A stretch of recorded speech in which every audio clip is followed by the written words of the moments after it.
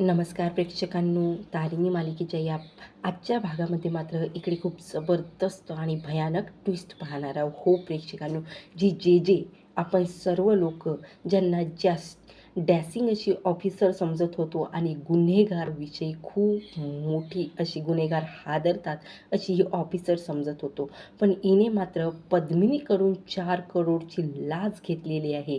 हे जेव्हा तारिणी केदारला माहिती पडतं तेव्हा नेमकं मालिकेमध्ये काय मोठा भूकंप येतो हे सविस्तर आपण या व्हिडिओद्वारे पाहणार आहोत. म्हणून प्रेक्षकांनो, व्हिडिओ शेवटपर्यंत पहा आणि आवडल्यास लाईक आणि सबस्क्राईब करा. इकडे मात्र आता तारिणी आणि केदार रूममध्ये बसलेले असतात आणि एकच विचार करत असतो केदार की बॉस हा युई म्हणजे जे मॅडमच्या याच्यातून सुटला तरी करतचं.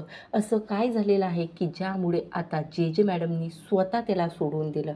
खरंच त्यावर इकडे तारिणी बोलते की हो ना युवराज, मलासुद्धा शंका येते की मात्र हा युवराज सुटला तरी कसा. तेवढ्यातच तिथं युवराज येतो. अरे वा, मला असं वाटलं, मला उचकी लागली म्हणजे कोणी ना कोणी आठवण करत आहे. मला वाटलं आई वगैरे करत असणार, पण आज मात्र वेगळ्याच लोक मला आठवण करत आहे. है ना हेल्पर, आठवण करत होता ना मला, म्हणजे माझ्याच गोष्टी नवरा बायको करत आहे म्हणजे आठवणच म्हणावं लागेल ना.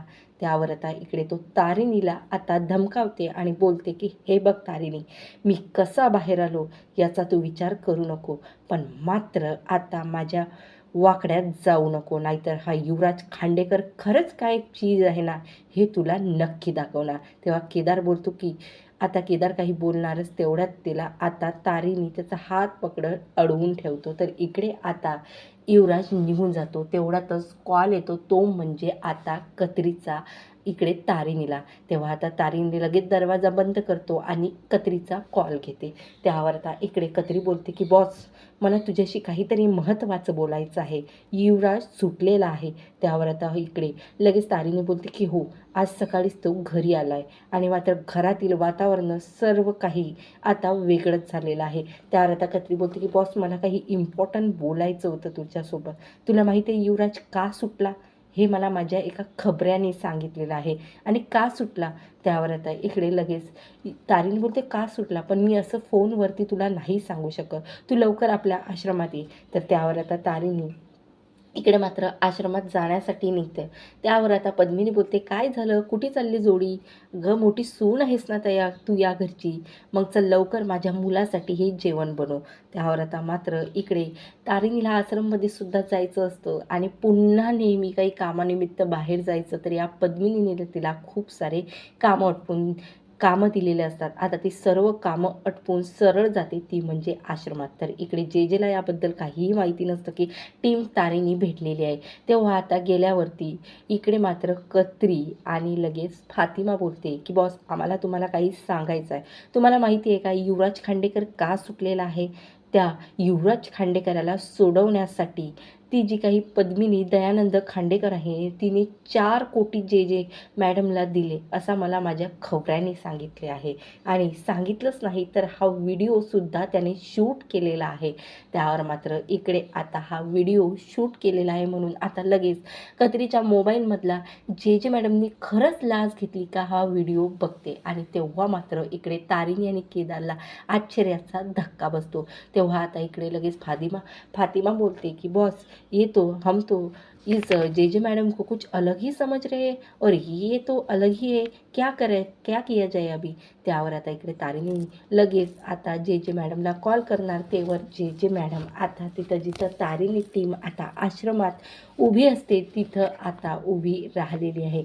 आणि मात्र आता तारिणी टीम समोर जेव्हा जे मॅडम येते तेव्हा मात्र जय हिंद कोणीही तिला बोलत नाही, कारण आता सर्व तारिणी टीमच्या नजरेमध्ये ती एक खूप मोठी लाच खाणारी ऑफिसर झालेली असते. त्यामुळे आता जे तिला काही जेला कोणीही आता रिस्पेक्ट देत नाही. त्यावर आता इकडे लगेच जे येते आणि काय झालं, आज जय हिंद वगैरे काही बोलायचं नाही आहे का? आणि काय मात्र काय असे सर्वजण माझ्या इकडे बघता. त्यावर आता तारिणी बोलते की मॅडम, आमच्या तारिणी टीमला तुमच्यावरती संशय आहे. मी असं तुम्हाला भीतीपोटी काहीही बोलणार नाही असं नाही आहे. मी डायरेक्ट बोलणारी ऑफिसर आहे. त्यावर आता इकडे लगेच जे बोलते काय संशय आहे, त्यावर आता तो लगेच कत्रीच्या मोबाईलमधील व्हिडिओ आता इकडे जे समोर दाखवते, ती म्हणजे तारिणी. आणि आता जे बोलते, अरे बापरे, अच्छा 4 कोटीची म्हणजे तुम्हाला सुद्धा हिस्सा पाहिजे असं आहे का? त्यावर आता इकडे तारिणी बोलते की मॅडम, आम्ही तारिणी टीममधील एकही मेंबरने आजपर्यंत हे लाच घेण्याचं काम केलेलं नाही आहे. पण तुम्ही युवराजला लाच घेऊन सोडवलं. खरं तर मला तुमच्याबद्दल काही वेगळंच माहिती पडलं होतं, पण तुम्ही मात्र वेगळ्याच निघाला. तेव्हा आता जे खूप रागात येते आणि तारिणीवर ओरडते. पण आता तारिणीला सुद्धा प्रचंड राग येते आणि आता तिचा रागाचा ताबा सुटून ती सरळ जेच्या कानाखाली मारते आणि बोलते की आता हाच पुरावा घेऊन मी खूप मोठ्या ऑफिसरकडे जाणार आणि तुमचा मात्र जे मॅडम पर्दाफाश करणार.